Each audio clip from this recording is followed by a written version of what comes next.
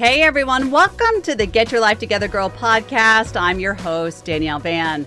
As a cognitive behavioral therapist, life coach to women, and author, I've spent my life studying and learning from the stories that make us human. It's my passion and goal to help you shift your mindset and create a lifelong revolution to help you reach your greatest potential. If I were to ask you if you practice self-kindness or fierce loving kindness, could you honestly say yes? Practice as in a daily focus in your life. Most people struggle with this, and that's why I sat down with Rosie Aiello, founder of the Love is Kind Network, to talk about how we can bridge the gap between where we are and where we want to be. Rosie's story spans the globe as she found herself in a foreign country, married to an abusive husband. As the abuse escalated, their daughter Sunny helped Rosie hatch an escape plan that will simply leave you in awe. Since returning to the United States, Rosie has built a network and a global movement to teach women how to fiercely be in loving, kind relationships, both with themselves and others. And Rosie so kindly hands over some of those methods to you today. You're going to want to listen to the very end. The Get Your Life Together Girl podcast starts right now.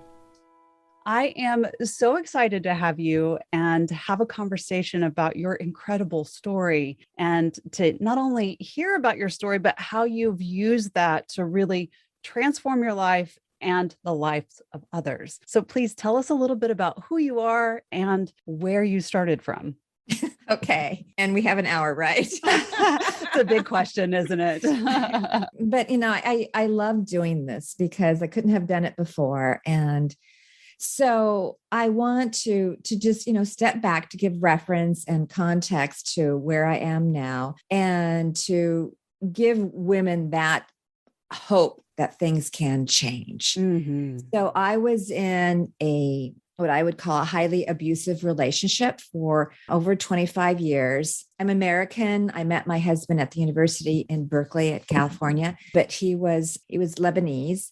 And when we got married, I left my family, my friends, my really hot career that I had in corporate finance in Silicon Valley. And I gave up everything to move to the Middle East to where he was working. And from the get-go, it was abusive, but I had no clue. I was married 18 years, Danielle, before I even knew I was in an abusive relationship. Wow. Yeah. Wow. Right. So I was in, and I'll go deeper into that, but we were in Saudi Arabia for about half the time, about 12 years or so, and about half the time in Beirut, Lebanon, which is where he is from. Mm. And, the culture was completely different, but I loved learning about different cultures. So that wasn't such a big deal per se. But all of a sudden, I was so successful in my business. And I think probably this is something, maybe you've come across too. The women I work with are so successful. And it's just like, how could I have been so stupid, right? Yeah. How could I have not seen this? And so I want to just really, as I share my journey to really help women understand it has nothing to do with your intelligence and why you get into these or anything else. But there is a way to not get into them again once you learn, but still. So he would put me down all the time and I just couldn't understand it. And he would want me to, sit in his office and just be like a statue, like, you're there to kind of please me just by being there. I mean, all of these things, and I have an MBA, I'm well educated. I had a career, like I was saying. So it was like, I can't just sit and do nothing. Then we moved to Lebanon, where he's from, and things, didn't get better. So we had our daughter was born. We have one daughter, and she was born in Saudi Arabia. And then we moved to Lebanon, really, so she can see her cousins and learn about her family and friends and develop those friends there. So as you know, when children become teenagers, it's a time to show their independence. Oh, yes. Right. And that's when it started for her. But before then, I remember the three of us sitting around the table, and she was maybe 7, 8, 9. That was kind of when it started. And he would just start getting into me. And she would say, "Papa, that's not nice. Don't talk to mama like that." Mm. And I'm sitting there feeling so embarrassed that my 7-year-old, 9-year-old daughter has to defend me. And it was so obvious. He used to call her mama's little lawyer. And he thought that was really cute.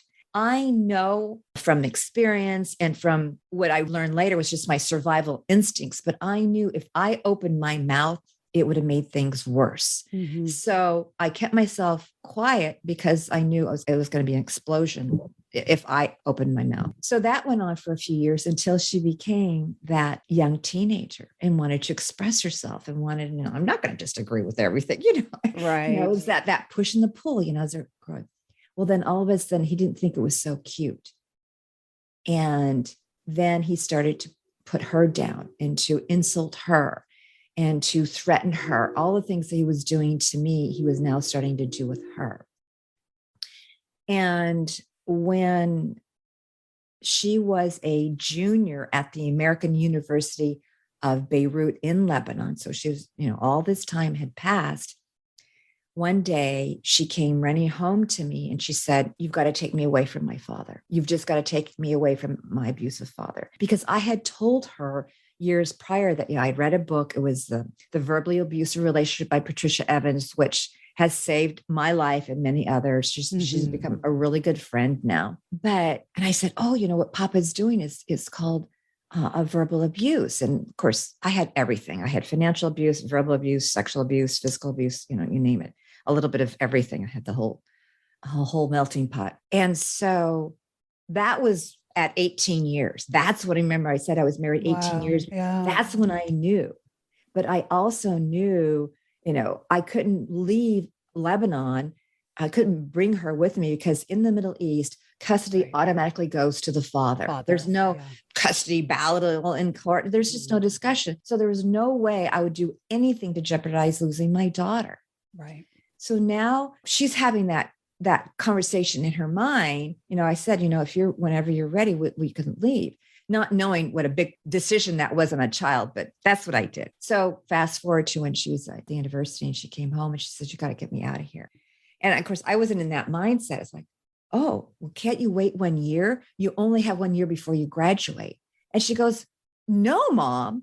And then I think, of course, another year of poison. Right.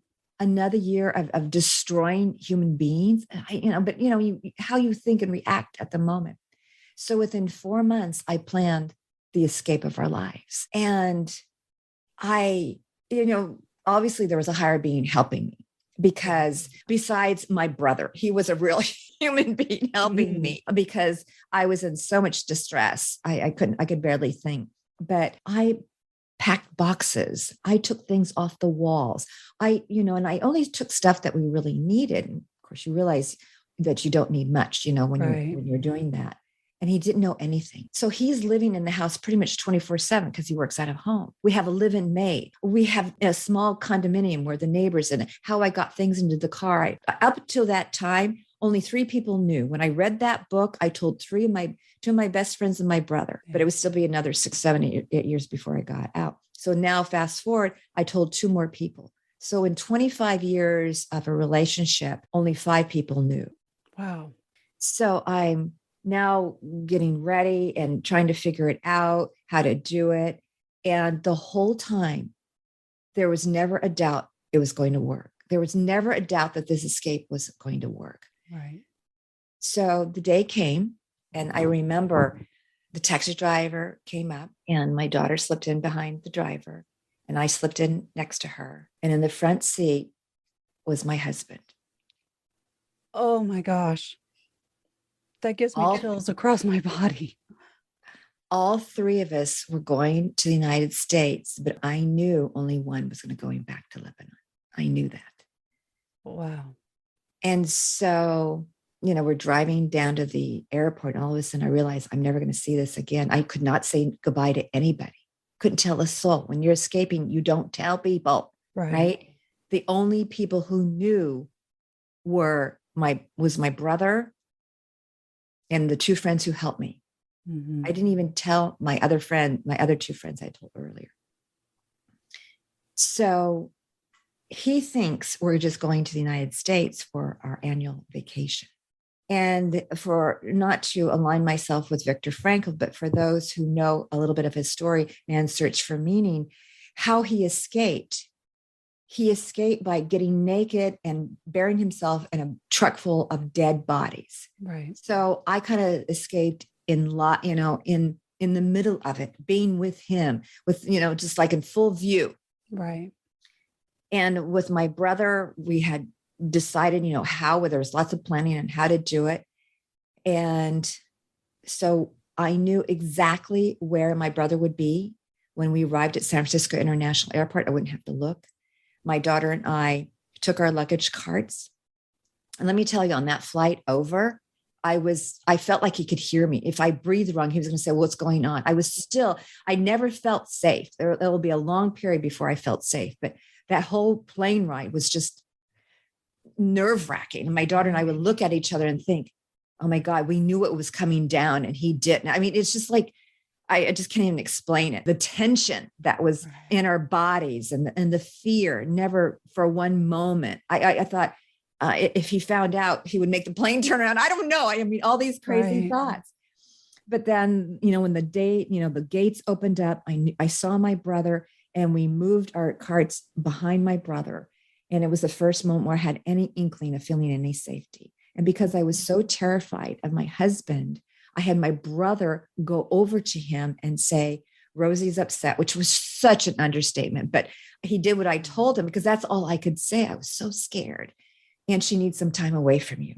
And then we turned around and my daughter, my brother and I just walked out of the airport, leaving him completely stunned in the middle of a busy airport. Wow.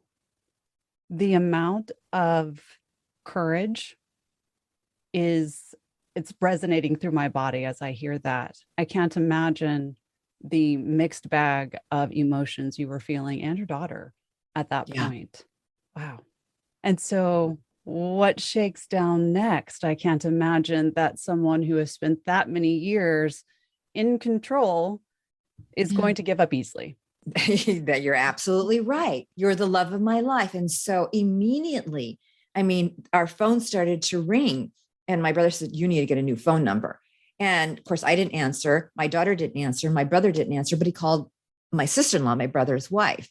And so my sister-in-law talked to my brother. I can't quite remember, but oh yeah, he didn't want to give up at all. You're the love of my life. But as you know, and women who've been in these relationships know, it was just a matter of time when the switch would flip. Right. I knew that. I knew it was going to happen. He's very good at getting what he wants. We saw a therapist. Within days, I had hired an attorney who knew about international relations as well. And we had done all that pre-work before, and it was just a matter of triage and decided. So that was done. And I had to, because I wasn't a resident of California, I could only do a separation, legal separation. Couldn't file for divorce. So all of these things, and they're coming down really fast with him. I had planned the whole thing with my brother, but like you said, he wasn't going to give up. And so he negotiated, to meet with a therapist. So I did, which was from my lawyer. And, I'm just terrified, right? I'm just absolutely terrified. And that happened a few times. And then I had to have the therapist coach me on how to say no, how to hold up. But it took a lot. And then finally the switch flipped, which I knew it would. It does. It generally does. And it didn't take that long. It took maybe 4 or 5 months. And then, but he talked to everybody in my family, all my friends, all my daughter's friends, all his friends, all his cousins to try to intercede on his behalf. Right. And Danielle, let me tell you, all I asked him, apologize to your daughter. To this day, he has never done that. I was going to say that's a big ask for someone who is controlling or abusive. Right. I'm the best father. I'm the best husband, and all that. It's all I asked of him. I never got a penny from this divorce. I don't even want to tell you how expensive it was being an international divorce, but the freedom you get is so critical. But as you know, because you deal with these clients, the freedom is getting your physical freedom is the easiest part of the journey. It's step one, definitely. Yeah. And, so I had to go on my healing journey. And I remember when I was in that 4 months of planning, I felt so guilty. Yeah. Right. Natural. Right. It's just all these, just like, why do I feel guilty for leaving? I'm trying to save my life. And I knew nothing about personal development. I knew nothing about psychology at that time, just a few books that I had read, but just nothing compared to what I know now. Right. But I guess I created these mantras, which I didn't know were mantras then. And I said them probably 100 times a day for 4 months. My daughter and I deserve a joyful life. I don't have to be a martyr, because it was besides Muslim, Lebanon's a very Christian country. He's very Christian. And I grew up Christian. So all that religious upbringing that, can be good, but it also can be against you. Right. But I don't have to be a martyr. And I said, I only have one life to live, and I'm going to live it, all like in capital letters. Yeah. And that's what got me through. Yeah.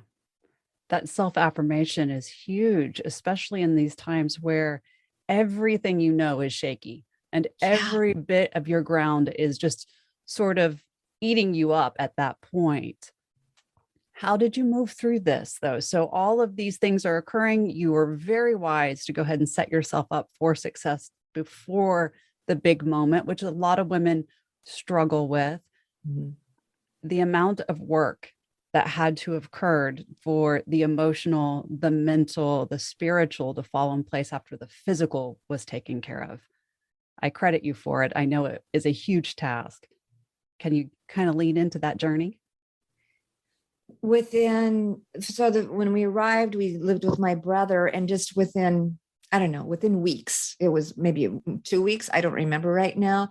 And that's when I learned I had PTSD. It's like, I never heard of that. I mean, I knew you hear it especially with men coming from Vietnam. That's how, my generation, older, but that was when we first started, I think, talking about PTSD, post-traumatic stress disorder, and then discovering my daughter had complex PTSD. And that whole journey was amazing. And I'll never forget a couple of times when my therapist said, you had a normal reaction to a horrible situation. Because I thought, what's wrong with me, right? What's wrong with me? This is what we always say, what's wrong with me? How could I have done it? It's like when somebody treats you so cruelly, you just think, if I could just do better, because that's what that's how that pattern is in abuse. Right. Well, and he would tell me, I would be lectured sometimes he would sit me down and he would lecture me for anywhere from 1 to 4 hours, just pacing. And I'm sitting, it's like, so I learned not to say anything. Right. That's how I learned, because every time I opened my mouth, it would just, it would get worse. And so I learned not to talk. I learned not to say what was on my mind. I learned not to believe in myself, and to start having the therapist affirm who I was, that, you endured this trauma.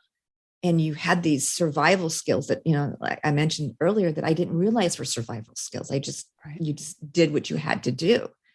And each person is different. Some people spoke up. That wasn't going to work for me.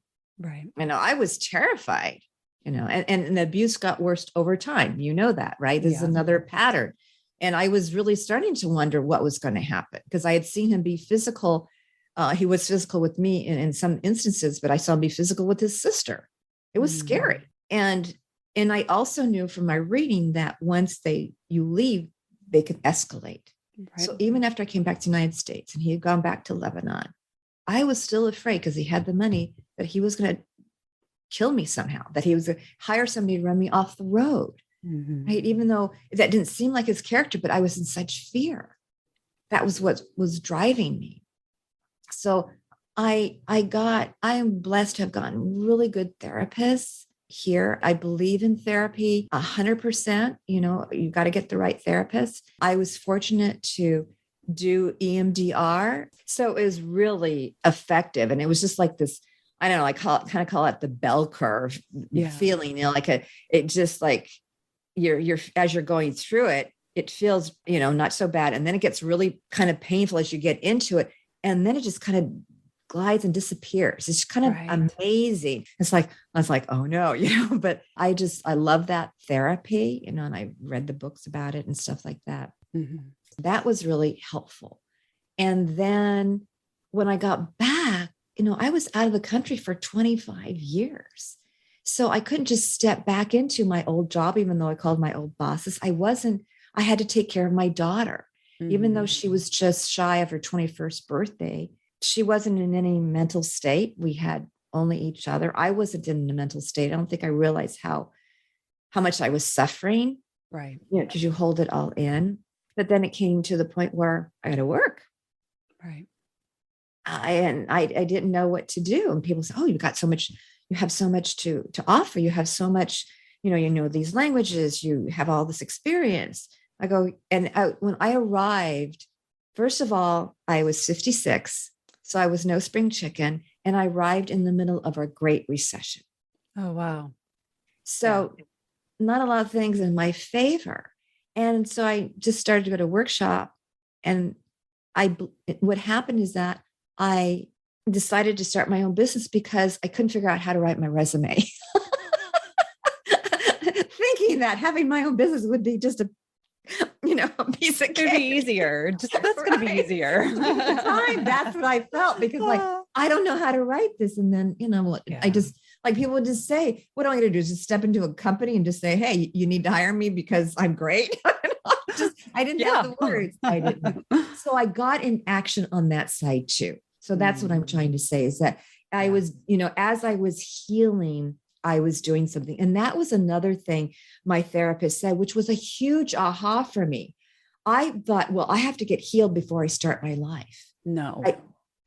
Right. I didn't know that until she said, no, as you're healing, you can start your life. And that was huge. Yeah. Because I just thought, I just didn't know. So many people feel that way, though. I mean, that's a big point. Let's take a moment for that point, because a lot of people will have these big moments, or this life, kind of crash down around them. And they think, okay, I'm in it and I'm going to stay in it until it's over with, and I'm going to move through it. And it's such a common misconception. It's like, you can't step out of your life. Everything's still happening around you, regardless of what's happening within the mental space, the heart space, whatever it is. You still have to be actionable within your life. Was that really difficult for you, though? Or when she said that, you just went, oh, okay. Yeah. Well, I went, oh, okay. I was just like, again, that was another point where she gave me permission. It was permission to be human. It was permission. It's like, but it was something else I just didn't know. I just thought, oh, I'm not healed. I got to get healed. Right. I mean, it was just like, it was more than, you broke an arm. Well, you can't write till it's healed. Right. Makes sense. Yeah. Right. So that's why I love doing this. To help women understand that I went through this whole journey. So I fumbled getting, starting my business, but I got into action. And I think a lot of these things came, the realization and the ahas and putting all the pieces together came in over time afterwards. Right. But I really believe a characteristic of myself, even though I may get into a mess, I still have a forward-looking kind of attitude.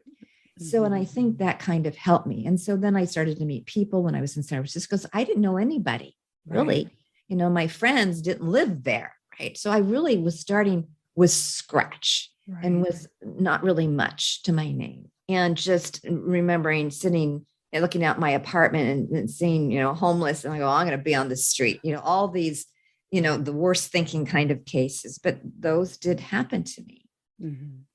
And I just slowly started to meet people and learn how to become an entrepreneur and, learn what I could possibly do.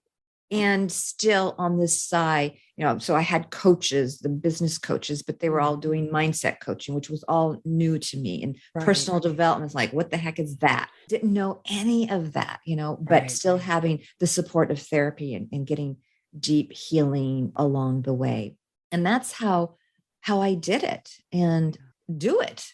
Right. These are things that continue. I believe in all of this and getting support. So then and then helping my daughter. This has been a huge challenge, and the balance of her being a person and her dealing with her complex PTSD. This is probably my biggest challenge now of how to negotiate that path, even though it's her path. As a mother, it's very, very hard. You know, what I have found is that to be, of course, the truth. And the other part of that is so often the children are the sort of beacon, the light for mom that says, this is not right. We have to do something. Please take me out of this. And they're almost this savior for us in those moments of understanding that maybe this isn't the right situation. And then it falls on to mom to try to, once that pattern has been broken, it falls on mom to try to help and support while you're trying to do your own personal healing. And that can be that, pendulum of, I don't know, and I'm trying, and how do we move through this? Which I know is what you 100% now do for other women. Even with all the training, though, it can be very difficult to do it within our own lives and our personal relationships. How do you navigate that? These are good questions. And I think, how I support my clients is obviously I've done training and everything else. And yet I'm a human being. Right. And I think, and this is one thing I always try to help my clients understand is like, I learned that lesson early on, but, we are having human experiences. And by definition, we don't do everything perfectly, and we can do it only what we know. And so learning about my daughter and having to surrender, learning that. So I'm learning she's becoming a different teacher for me. So I appreciate that. And to really create the space for her to grow in is, and yet not let her think that I'm not there to support her, that I'm not there for her. And, anytime you see your child struggle, whether it's health, physical health, medical, and, any kind of struggle your child has, you want to come in and help, right? Sometimes we can, and sometimes we can't. Right. And those times when we can't is challenging, but that's for our own growth. Yeah. That's how I believe. This is how I've been negotiating that. And I wouldn't say it's a daily affair, but it's a weekly affair where I have to coach myself. Right. I have to get coached on it or support on it. These are things, not to be done by yourself all the time. Right. That's a huge point that you just made, is that when we go through something, if we don't have all the skill set, and why would we? Right. Yeah. Why would we have all of that? That we do need to find the right resources and pulse our community and talk to the friend and find, the thing on the internet that, makes us open up or whatever it is, whatever the resource is for you. We have to do that for ourselves and the people that we're trying to help and support along the way. One thing I know with 100% clarity and certainty after all of these years and having this podcast and talking to all these women is that purpose is often found in pain. And that is exactly what you're talking about, because you 100% wrapped your arms around, how can I help other people move through something like this? So I want to move into that. When a woman comes to you and they've been through the same situation or something that is, a mirror of it, where do you start? How do we start moving through this? Yeah, the purpose, came to me. I mean, I didn't look for it. I was kind of like told to do it, right? Have, those messages. And I didn't want to do it. I was scared. It's like, what do you mean? Who am I kind of thinking? And yet every time I told my story, even in my old business, when I was doing it, just telling my story, and people would say, oh, that's so important. You're going to help so many people. I didn't understand. It's like, it was just me. It was just my story. I didn't think it was any big deal. It was just my life. So I had to wrap my arms around that I could help other people. And as I accepted that, and I shifted, it's just like, the business is called the Love is Kind Network.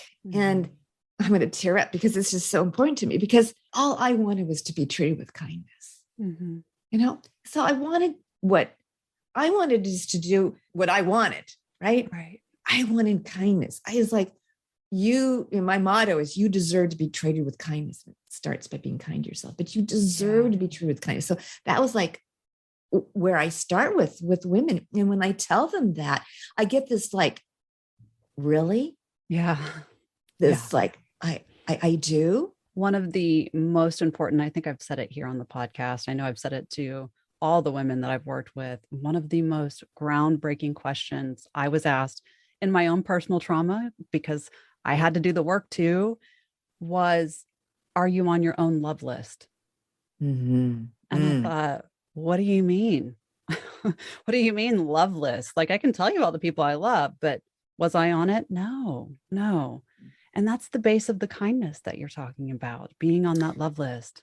It is. And truth be told, I heard people say, one, be your authentic self. And I had no idea what that meant. Right. That was like, whatever. Now I do. Now I can help other women do that. And the other one was kind of like what you alluded to, is like, love yourself. Mm-hmm. And I have to say, I didn't know how to love myself. I didn't know what that meant, but I knew how to be kind to myself, which I find is like kind of the same thing. Right. But the word, it was just easier for me to do that, because loving myself just seemed so far. I didn't know, it just seemed a foreign concept. I just didn't understand it. And I had to do something. So all of that was how it kind of worked together for me. And when I talk about love, 99% of the time, I will always use the word kind with it. Love is kind, or kind love, or you deserve kindness. All of that is that real love is kind, not terrorizing. Yeah.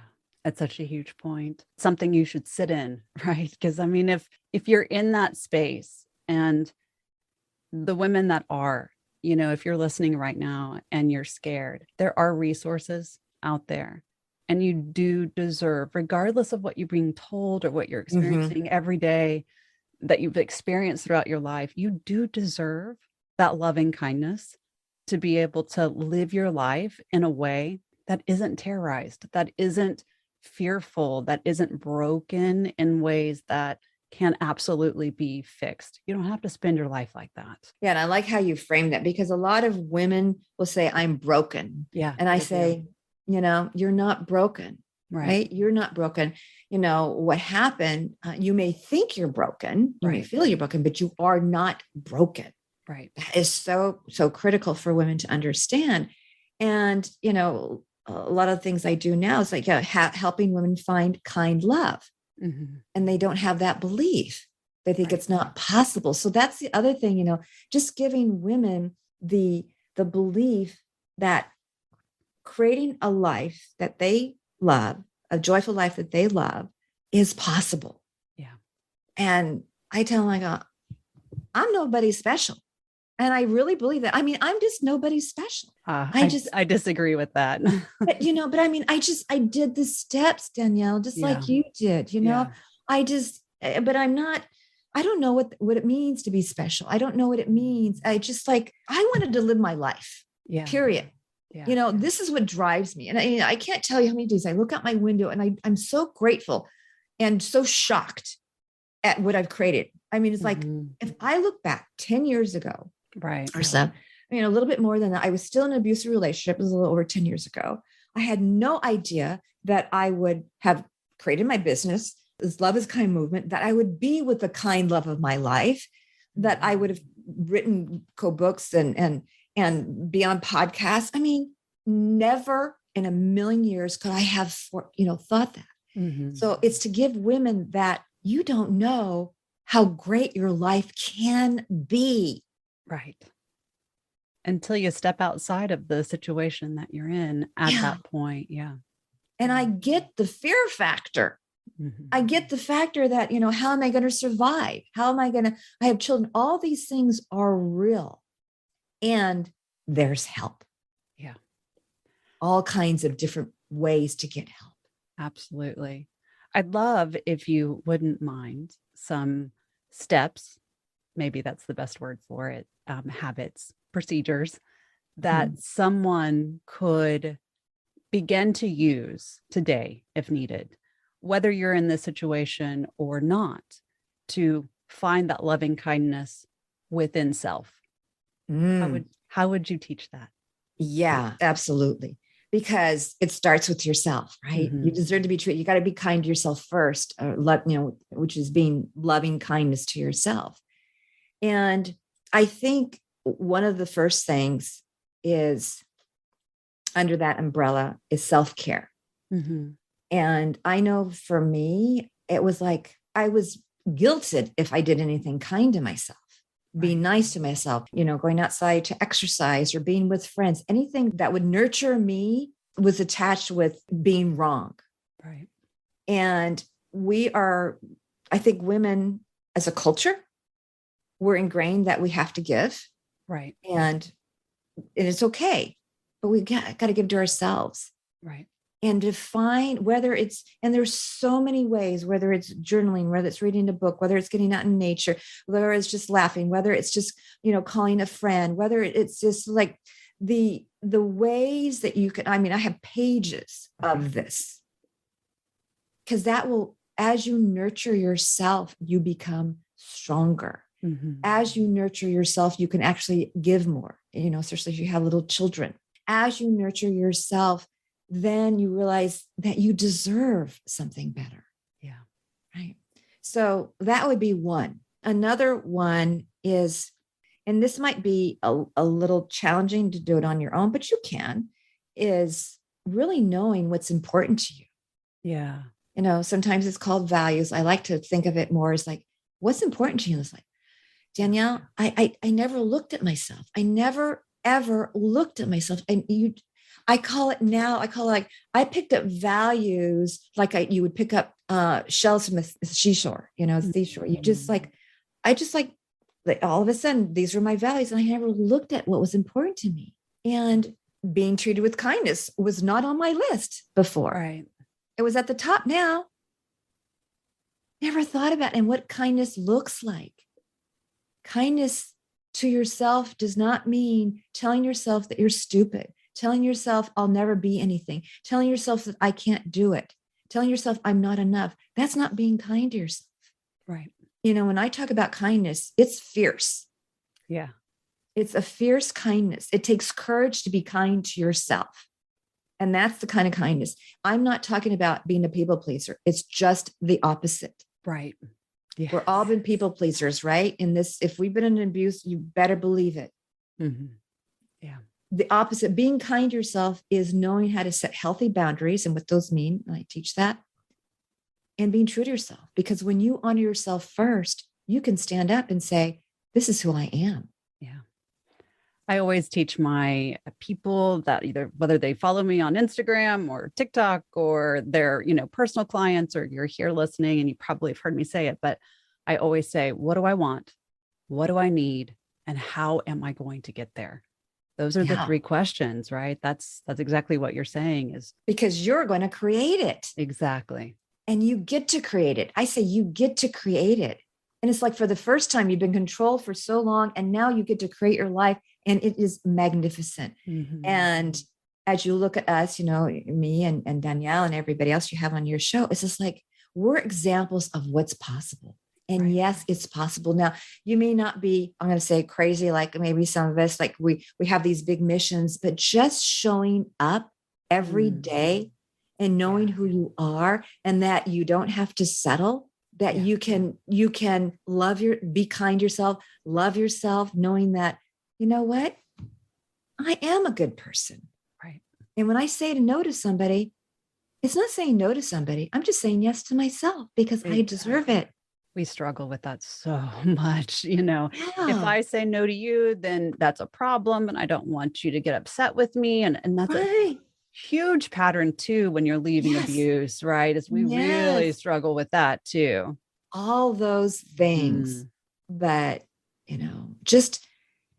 just say it's possible. I deserve, if anything, I just want you to practice. I deserve to be treated with kindness. And I'm going to start by seeing how I can be kind to myself. Yeah. Yeah. And the other thing too is, and I think this is really important, because when we begin to shift our mindset into these places where we're doing healing, or we're really creating this new revolution for ourselves, this new life, You said something, I get to. Mm-hmm. A lot of people start with I have to, Mm-hmm. which is a totally different Mm-hmm. mindset than I get to do this for myself. The Mm-hmm. other piece of that is they get so locked down in what is everyone else going to think? Mm-hmm. And do I have the strength and ability to do this? Because I've been told I haven't, been able to do this, and I'm not going to be able to, and I'm going to fail. And that kindness flies right out the door. Yes, because you know what? As you know, life is. My brother would tell me this all the time. Rosie. And of course, I knew it, but it's still good. He goes, life is not a straight line. Right. So as you go through, I don't want to create this Pollyanna picture Right. either. As you go through this, it is a journey, and you will have setbacks. Things won't go perfectly like you want them. They won't, but they will keep going forward. And the more you associate yourself with people who support you, who believe in you, whether it's your therapist or counselor, a coach, a friends, a family, those who support you, it's going to help a lot easier. So when you fall down, like a baby, when the baby's learning how to walk and they fall down, they get up because they're freaking excited. It's like, oh my God, these little feet, they actually made me move forward. Right. I fall down. And a good thing I have a nice thick diaper on because it's kind of softened it, right? The blow of life. Right. But then they get up and they're just so excited. You can see the excitement. Mm-hmm. Well, that's what it is too, because, when you fall down, when things don't go, it's like, who can I talk to support me at this moment, to help me with my mindset, to help me maybe I can learn something better, because there is a way. Well, again, like you said, through working with you or their coaches or Google, whatever, the videos and everything else, you're not alone. Yeah. And taking those steps are going to be so important. And knowing that I can do it. Yeah. Okay. And knowing that you'll have a setback. If you think you're never going to have a setback, that's going to make it harder for you, I believe. But if you just know it's part of life, but you can get better at it. Yeah. It's just like triggers, right? The trauma, what happened to you, period. That's it. But how you react to it, so when you react to it, the trigger is very powering. I remember I used to I would see a car that he used to, when I was in San Francisco, I used to see the same car and I would curl up and cry. Yeah. Now, what happened in the past was real, but now it doesn't bother me. Yeah. And we can always rewire those patterns by learning these things. Exactly. Yeah. Exactly. You mentioned mantras as a healing tool for yourself, which you at that time didn't realize were so powerful, and now I'm sure probably use and teach. Are there other tools that you wish women knew about or had access to that perhaps you could share now? I think what's one of the things that's really important is just not doing it by yourself. Yeah. I mean, it's just, it seems like, I know there's some women who can't afford it, there's all different levels, but this just isn't work to do by yourself. That's my belief. Yeah. This is a really deep core belief, right? Because as I've learned, you probably do too. You talk with women who've been suffering for decades and decades, and they haven't gotten the help that they've needed. Right. And when they start working with you, they can get their life back. Right. But they can create a life from that point forward. And I think having one of my beliefs is, like I said in the very beginning, is I want to live my life. Right. Do I want to live my life 15 years from now? If somebody can help me and I can accelerate that by 5. So maybe it takes me 5 years to heal, but now I've got another 10 years that I can be creating. So there's so much fear around the ability. And when you realize that there's nothing wrong with me, I just don't know how to do it. Mm-hmm. How could you know how to do it? Yeah. How could you know how to do it? None of us knew how to do it in the beginning. Just nobody. Right. That's why there are others. And I wanted to just give women the permission that you don't have to know. You're not expected to know. And that goes for anything, really. right? Yes. Whether it's healing or it's starting a new business or it's, Yeah. wanting something, how would you know until you know, right? That's why we lean on to, our other resources to find out. It's why we do this kind of work, right? Yes. Yeah, you don't know until you know. Right. And I was just writing an email about that this morning. I was Yeah. like, you don't know until you don't know what you don't know, but you need to know it, because I'm going to be talking about Right. financial abuse a little bit later on.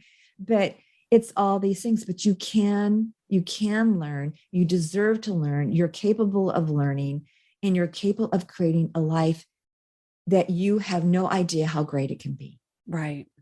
Exactly. And it's so, you asked me for some tools. I have all kinds of tools, but Yeah. I think I want them to learn to have this belief that it's possible.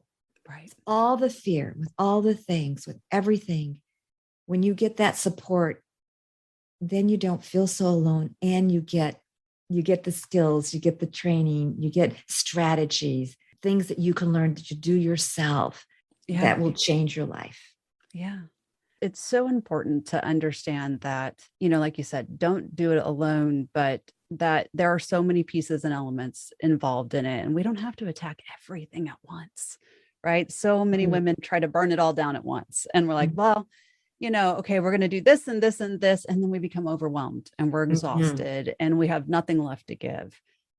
The mantras are huge: journaling, meditation, breath work, doing the research, working with a coach, whatever it is that makes you feel capable to do what you need to do is what's important and will work for you. Do you feel like that's Oh, yeah, absolutely. I mean, there's all kinds of pieces, right? and taking the step, but just being more conscious of what you're thinking, what you're believing, how you're feeling. I think this is another one I do want to tap into as far as a tool, is which we don't do as a society. Women are better, I think, at that than men, but still really learning how you're feeling.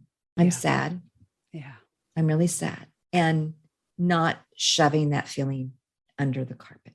And it's a skill to learn how to process your feelings well, so you don't do that. Huge. Know what your emotions mean to you. What are your emotional definitions? Why do I feel this way? Yeah. Because the other side of it is like, then we may drink or overeat or over Mhm. exercise or overwork. I call it the over stuff. So Right. if you see yourself doing that, that's probably a good sign that you haven't learned, you haven't recognized what your feelings are, and you haven't processed them. So that's a huge, Right. huge tool and skill to learn. Yeah, it is. It's one that I personally say, what are my red flags in my life? Mhm. Right. And we look for red flags from the outside, "Oh, that person makes me feel that way, or they don't show up this way," or Mhm. all of these different things, right? That's a red flag. But we have them within ourselves. So, Mhm. do you know what your personal red flags are, right? Like if I'm overworking myself to a Mhm. place to try to get to the healing, to get to the things, and I'm exhausted, that's a red flag that I'm not showing Mhm. up the way I need to. Do you have your list of red flags? It's such an important thing to understand because it can carry to everything: emotionally, mentally, physically, spiritually, financially, all of the things. Do you know your red flags? And this is really good. And the other thing too, as you were talking, it was coming to mind, is that as you go through your healing, you're learning a lot, right? You have to, Right. what are the lessons that I've learned? I mean, it was really hard, I think, when you're smart. It's like, what do I need to learn? I just, I'm great. But it Yeah. is like, I had learned that I was a people pleaser. I was learned I didn't have boundaries. I was learned I wasn't really speaking up and doing. I mean, I've learned so many things. And then if you haven't learned the lesson, It's gonna come up. it's coming. It's going to, Right. more examples are going to come in your life. And Right. so maybe it won't be an intimate partner. Maybe it will. Maybe it'll be your boss. Maybe it'll be a colleague. I mean, I was talking to somebody else. She says, after, decades, I let go of my quote unquote best friend because Yeah. I realized how abusive she was. Mhm. Couldn't show up, because now you start to see what you don't want to tolerate, Right. that's not healthy for you, that's not being kind, that's not a kind relationship. Right. So you're going to be breaking a lot of things, but that's healthy for you. Right. You live with you 24 hours, right? Yeah. The only relationship you have for the entire span of your life, guess what, guys? It's with yourself. Mm-hmm. If you're not taking care of that relationship, and you've said the word permission multiple times, which, I love that word. And it's something that so many people struggle with is self-permission. Self-permission. Right. No joke. Right. No joke. Yeah. Self-permission. So can you put the word self on it? I'm going to give myself permission to not allow these mirrors to continue to show up for me, these experiences that I've not healed. Why do I feel this way? Why does this continue to happen to me? Red flag, right? That's your red flag on your list because you're not giving yourself permission to move through what you need to move through. It will show up. Yeah, I will show up. And we don't say this to like great fear in you. It's just a sign that, okay, I have some healing to do. Yeah. It's not anything like something's wrong with you. We all go through this. But if you're wondering why it's happening, it's like, oh, step back and say, okay, what do I need to look at? Maybe I need some help in this. Who can help me see what I can't see? Right. Yeah. How do we move through these pieces, give those loving kindness pieces, self-permission, doing the healing work? You talked about therapy and digging in. What is it that you want women to know and then do? Right? Knowing and doing are two different things, my friends. Right. It's just like, I want them to know that, just like when you're looking at, oh, I want to be a ballerina. You can look at ballerina movies and read about, ballerina, how to dance, but until you do it, right, nothing's going to change. So you can't, you can read about this, but until you start practicing, putting practice into your life, actually saying, okay, and you gave some examples. Okay, I can do these mantras, but what am I going to feel? How am I going to feel about this? How is it supporting me? How is this thought supporting me? Is this thought useful or is this not thought useful? Is this action useful or is this action not useful? How can I grow forward? And I want women to understand that it is steps. It's creating a vision for your life that you can grow into. This is why I love the name of your podcast. And, when I have love is kind, it's like, that's what I want. So where is your focus? Because where you put your focus is what you're going to put your energy behind and what you're going to see. Right. If you keep putting your focus on abuse, I'm sorry, but that's all that you're going to see. I've been there and did it and I know it. Right. So creating that vision, doing the self-care, learning your values, knowing how to ask with confidence. That was broken in me, right? Broken, so I learned how to ask with confidence. These are things that women can do, learning how to receive with grace. Oh, that's a tough one for so many people. Right? Yeah. These are skills that we have to learn. That's how you honor yourself. That's how you're being kind to yourself. Because, people say, oh, when they think they're ready to date, for example, and they want a relationship, but they haven't learned how to be kind to themselves and it's never going to work. Yes. Right? That's why the loving and the kind, being kind to yourself are so critical because you know what you deserve because you're doing it for yourself. Like I work out. Why? Because I believe in having a healthy body. I believe that makes me feel alive and I feel good. So I pay a trainer to help me get there because I know I'm not as disciplined, even though I think I am. I'm just friggin' not. But I do it because I believe in it. I've created that vision. And it doesn't have to be this thing that, is elusive to you. It can be small and your vision can change. Please know that your vision can always change. It always change. And you can have multiple visions, right? Vision with your family, your relationship, your business, if you have that, your work. I mean, we're multidimensional people. Right. But the whole idea of having a vision is something to grow into. Right. And it puts you in a forward focused pattern as opposed to keep looking back. But my life was like this, but that. I can't do this, and you used to get stuck in the victim role, which is never, ever helpful. And you got to admit, I'm being a victim. I call my clients out on it. Right. You got to like, oh yeah, I'm acting like a victim. Yeah. And just know when you do that, you give all your power away. Right. And we get into survival mode. And so we never really get out of that. And then we move into warrior mode, which is asking for more stuff to survive. And then we're like, I don't know, like this is all broken and I feel worse than I did when I was back there. And I can't. And I said, well, what's the mindset? Well, I'm just trying to get through it. And that's the problem. Yeah. Right? You can't just get through it. You've got to go through it in order to move on, to have that loving kindness. That's something that I find that is really difficult in the day-to-day, right? Is that we get caught up in our mind, in our spaces, right? Yeah. And that loving kindness is a daily practice. It's not an umbrella. It's absolutely a daily practice. Okay. So these are just some. So I have cards. These are affirmation cards. These things, they're not affirmation cards. They're more of a reminder card of how to think. Plus, I do just some of my own things. I do self-coaching on my mind. Right. And there's a concept that I learned that I actually love, and I think it might be helpful. And it's 50-50, is that half of your time, your life will be not great, and half the time it will be great. And so because we have a society where everyone says, oh, you need to be happy all the time. But you know what? There's stress in trying to be happy all the time, because then you get, well, geez, I'm trying to be happy, but now I'm not happy because I couldn't be happy. I mean, it's like, that's what drives you crazy. So I do practice. I have signs about joy. I have believe in yourself. I talk about it with myself.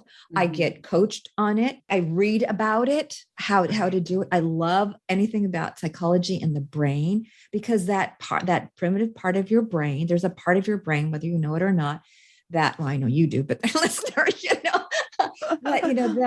that just takes over and you don't even realize it. You think you're just doing it because of whatever, but there's a part of that brain that just wants to be safe. And the definition of safety is the way I've done it before, whether it doesn't know good or bad. It's just the way I've done it before. Yeah. But that is an untamed brain, and you can tame it by saying, no, brain, I don't want to sit and be in victimhood anymore. I want to get out there.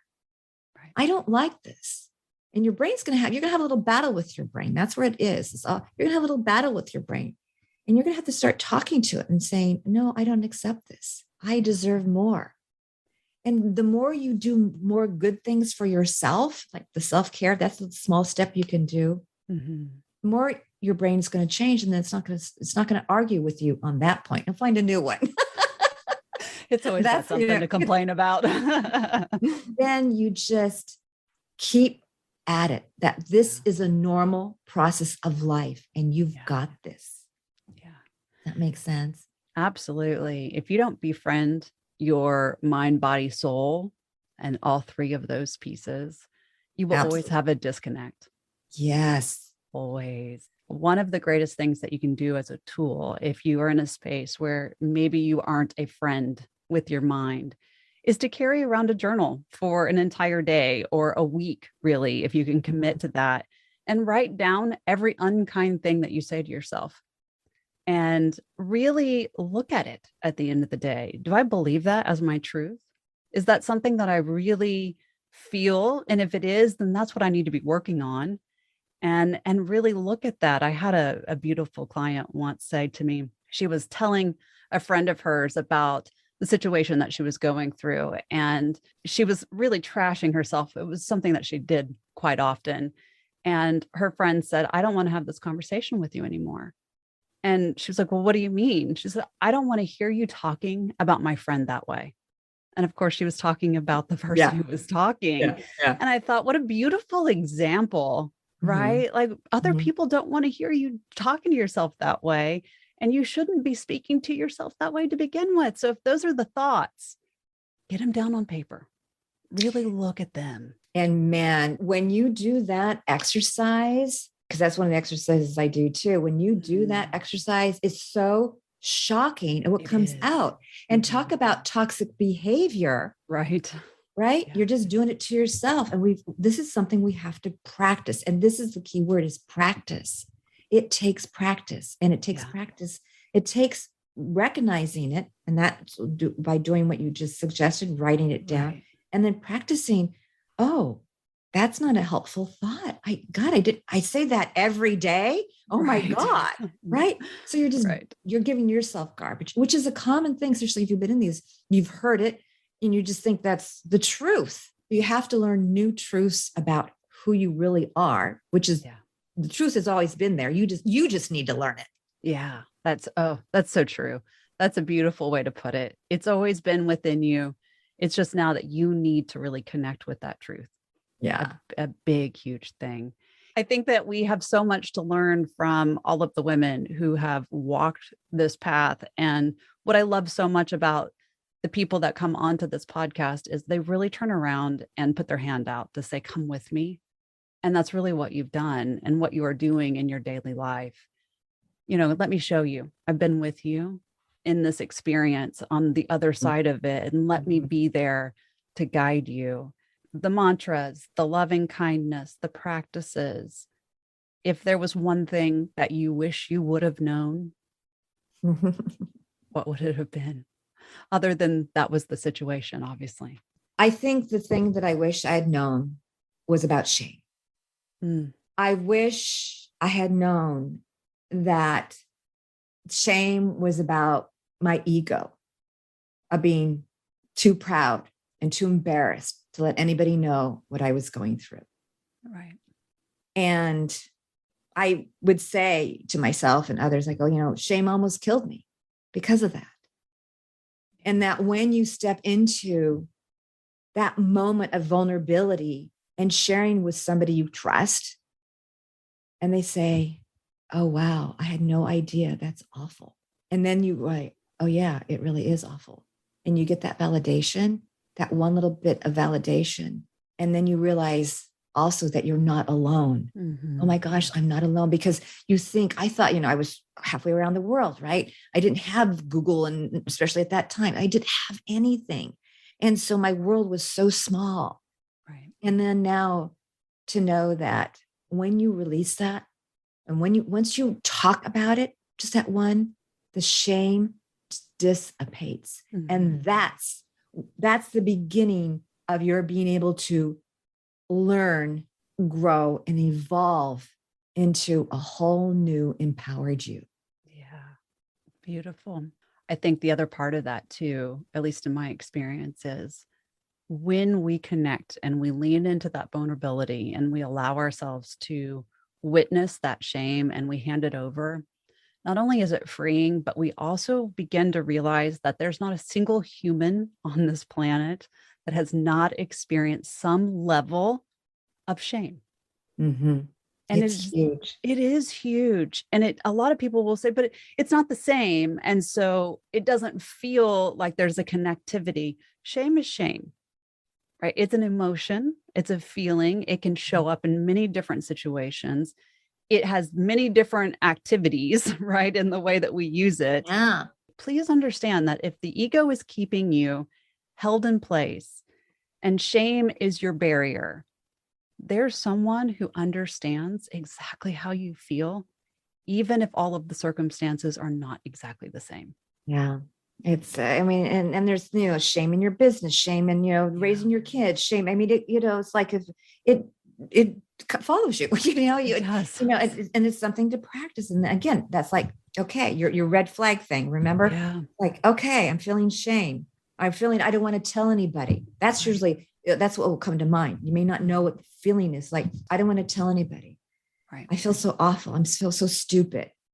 Those will lead to shame. Those kinds of thoughts, Right. We have the ability to move our lives anywhere that we want, which is what your message has been. And I know will continue to be. I really want to hone this in, is that you deserve to be treated with kindness. And it starts, my dear friend, by first being kind to yourself. Yeah. Yes. And if you don't know how, reach out to someone who can show you how to do that and give you the tools and tips and skills. You still have to do the work. It's all on you. But there are people out there that want to help support you in doing that. Yeah, absolutely. Yeah. So we end the podcast the same way. People have become very accustomed to it, and I love the responses. So if you are out there listening and you Mhm. feel connected to the response, write in, let us know. Mhm. But I always ask, what are your three things? Three things that you're grateful for, three things that you would not be where you are now if those hadn't occurred, or whatever comes to mind. What are your three big takeaways that you want us to know? Mhm. I'm grateful for my brother who helped me with this escape. I'm grateful for my daughter who is teaching me new things and was the catalyst at that time to get us out. Yeah. I mean, I knew I wasn't going to last there forever, but I just had no clue how or when, but she was the catalyst. And I'm grateful for the love of my life. Every day at dinner time, we say like a little prayer and blah, blah, blah, blah. And I say, and make a big impact in the world. And he goes, oh, well, that's you. And I go, I can't do this work without you. I mean, he is like the anchor. He's the foundation. He's the reason I didn't even know that. I just wouldn't be who I am without so much. I've learned so much from him. Yeah. I've grown so much because of him. I can do this work because of him. He doesn't know that, and he would never accept any of this. But I'm grateful for the people in my life who have helped me. I mean, there's a long list, but those are the three that I'm limited to. Never limited, just for the moment. Right. You've gone through so much. You have overcome. You're now teaching other women how to do this on their own. And you have turned pain into purpose and beautiful movements in your life and those around you. And I always call those women spirit keepers, because you're really keeping the spirit of being able to show up, not only for yourself, but for other people. And so I thank you. Well, thank you for having me. Thank you for this platform.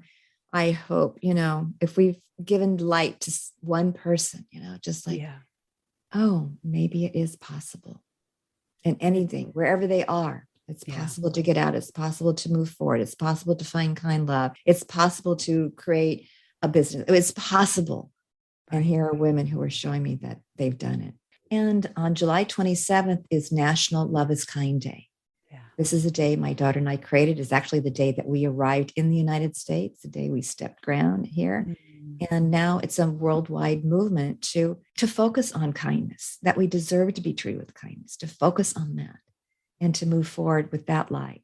My mission is to impact 100 million women, to release the shackles of abuse, to learn that they deserve to be treated with kindness, that they can create a prosperous and productive life. And that every time we create a kind person first with you, honoring yourself, we can create kinder intimate relationships, kinder families, kinder communities, and we can create a kinder world. Absolutely stunning. That's where I'm going. I somehow have a feeling that Rosie's mission is just getting started.